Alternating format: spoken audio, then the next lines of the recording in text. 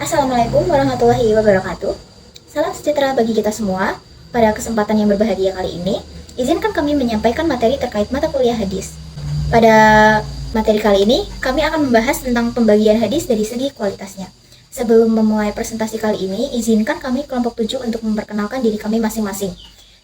Yang pertama, ada rekan saya Aprilia Devi Rahmawati dengan NIM 236121087. Ada juga Meisha Frida Aurelia dengan NIM 236121088. Dan saya sendiri, Aurielda Kasya Lintang Nusyafana dengan NIM 236121090. Oke, langsung saja kita bahas terkait dengan pembagian hadis dari segi kualitasnya. Pembagian hadis dari segi kualitasnya dibagi menjadi 3. Yang pertama ada hadis sahih, yang kedua ada hadis hasan, dan yang ketiga ada hadis doif. Yang pertama saya akan membahas terkait dengan hadis sahih. Pengertian hadis sahih.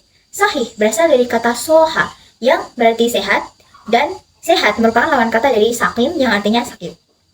Oleh sebab itu, hadis sahih menurut bahasa berarti hadis yang sah dan sehat. Sedangkan menurut istilah, menurut As-Salih dalam kitabnya yang berjudul Ulum Al-Hadis, yang mendefinisikan hadis sahih adalah hadis yang disandarkan kepada Nabi yang sanadnya bersambung, diriwayatkan oleh rawi yang adil dan dobit hingga akhir sanad, dan tidak ada kejanggalan dan serta tidak ada ilat atau cacat. Melalui definisi tersebut dapat kita tarik kesimpulan bahwa syarat-syarat mengenai hadis sahih diantaranya adalah 1. Memiliki silsilah sanad yang harus bersambung mulai dari perawi pertama sampai dengan perawi terakhir. Yang kedua, para perawi harus adil dan dobit. Yang ketiga, tidak ada cacat. Setelah kita mengetahui pengertian dari hadis sahih, selanjutnya kita bahas terkait dengan syarat-syarat hadis sahih.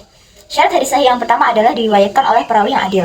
Perawi yang adil di sini maksudnya adalah perawi yang lurus dan tidak menyimpang. Seseorang dikatakan adil apabila memiliki sifat takwa yang kuat sehingga dapat meningkatkan keimanan yang dimiliki dan terpeliharanya ketakwaan, sehingga mereka akan selalu melaksanakan perintah dan meninggalkan larangan Allah.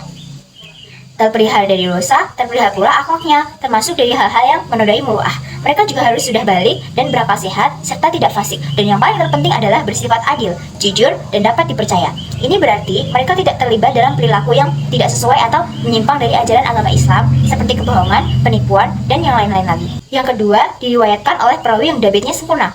Perawi yang dobit berarti perawi yang cermat, baik, dan kuat dalam hafalannya, tidak lupa, tidak banyak ragu, dan tidak banyak salah dalam hafalannya, sehingga mereka dapat mengingat dengan sempurna hadis-hadis yang diterima dan diriwayatkan. Selanjutnya, sanadnya bersambung dan mutasil. Sanad yang memiliki mutasil secara bahasa adalah sanad-sanad yang berhubungan atau bersambungan. Di sini maksudnya adalah sanad-sanad hadis tersebut harus berdekatan atau beruntut, bersambung, lalu merangkai. Di antara pembawa hadis dan penerimaan harus terjadi pertemuan langsung sehingga menjadi suatu silsilah atau rangkaian yang bersambung.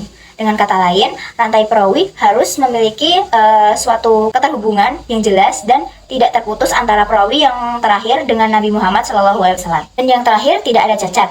Ilat berarti tidak ada penyakit atau tidak ada halangan. Ilat di sini berarti suatu sebab yang tak nampak atau samar yang dapat melemahkan kesahihan suatu hadis.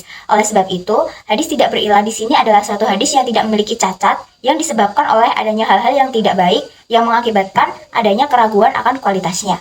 Oke teman-teman, selanjutnya kita akan membahas tentang pembagian hadis sahih. Hadis sahih di sini terbagi menjadi 2, yaitu ada hadis sahih li zati dan hadis sahih li ghairihi. Yang pertama kita akan membahas terkait dengan hadis sahih li zati. Hadis sahih li zati merupakan hadis sahih yang telah mencapai derajat atau syarat sahih dengan sendirinya tanpa membutuhkan perantara atau dukungan lain. Dengan kata lain, hadis ini sahih dengan sendirinya. Yang selanjutnya ada hadis sahih li ghairihi.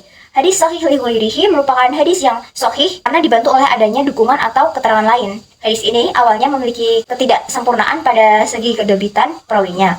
Salah satunya sehingga tidak memenuhi syarat untuk dianggap sebagai hadis sahih. Mulanya hanya sampai pada derajat hadis hasan li zati. Lalu dengan dijumpainya keterangan lain baik berupa matan atau sanad yang lain yang dapat menguatkan kandungan matan di dalam hadis tersebut, sehingga hadis ini derajatnya naik setingkat lebih tinggi. Maka hadis tersebut menjadi hadis sahih li ghairihi. Selanjutnya kita akan membahas terkait dengan kehujahan hadis sahih. Berdasarkan kesepakatan ulama, hadis sahih dapat dijadikan hujah untuk menetapkan syariat Islam. Namun masih terjadi perbedaan penilaian antar umat terkait kehujahan hadis ini, terutama tentang faidah yang diperoleh dari hadis ahad yang sahih. Apakah hadis ini dapat memberikan faidah qat'i atau faidah zani? Ada ulama yang menyimpulkan bahwa hadis ini memberikan faidah qat'i, sehingga hadis ini dapat dijadikan hujah untuk menetapkan suatu masalah akidah atau syariat Islam. Namun ada juga para ulama yang menyimpulkan bahwa hadis ini memberi faidah zanni, yang dimana hadis tersebut tidak dapat dijadikan sebagai hujah untuk menetapkan persoalan akidah. Dalam hadis ini, maka terbagilah pendapat para ulama menjadi beberapa bagian. Ada yang berpendapat bahwa hadis ini memberikan faidah zanni, sehingga menyebabkan hadis ini tidak bisa ditetapkan sebagai hadis yang mengatur ketetapan akidah. Ada pula sebagian ulama yang menganggap bahwa beberapa hadis yang sahih seperti hadis riwayat Al-Bukhari, hadis riwayat Muslim yang dapat memberikan faidah at'i.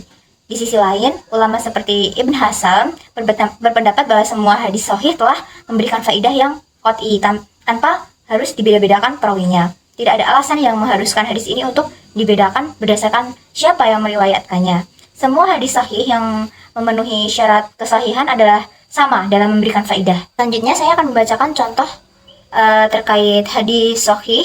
Di sini saya mengambil contoh dari hadis riwayat Al-Bukhari yang berbunyi Haddatsana Muhammad bin Abi Yaqub Al-Kirmani Haddatsana Hasanu Haddatsana Yunus qala Muhammadun huwa Zuhri wa an Anas bin Malik radhiyallahu anhu an qala sami'tu Rasulullah sallallahu alaihi wasallam yaqulu man sarahu an yubsa talahu fi rizqihi au yunsa'alahu fi asarihi fal yasilu rahimah. Artinya, telah menceritakan kepada kami Muhammad bin Abu Yaqub Al-Kirmani, telah menceritakan kami Hasan, telah menceritakan kepada kami Yunus, berkata Muhammad, dia adalah Az-Zuhri dari Anas bin Malik radhiyallahu anhu berkata, aku mendengar Rasulullah bersabda, siapa yang ingin diluaskan rezekinya atau meninggalkan nama sebagai orang baik, setelah kematiannya hendaklah ia menyambung silaturahmi. Hadis riwayat Bukhari. Berdasarkan hadis di atas dapat disimpulkan bahwa apabila ditinjau dari tingkatan perawiatannya, maka Anas bin Malik radhiyallahu anhu adalah rawi tingkatan sahabat, Muhammad bin Abu Yaqub Al-Kirmani, Hasan, Yunus, Muhammad, Az-Zuhri adalah rawi dari tingkatan tabi'in, dan Imam Bukhari adalah rawi dari tingkatan mudawin.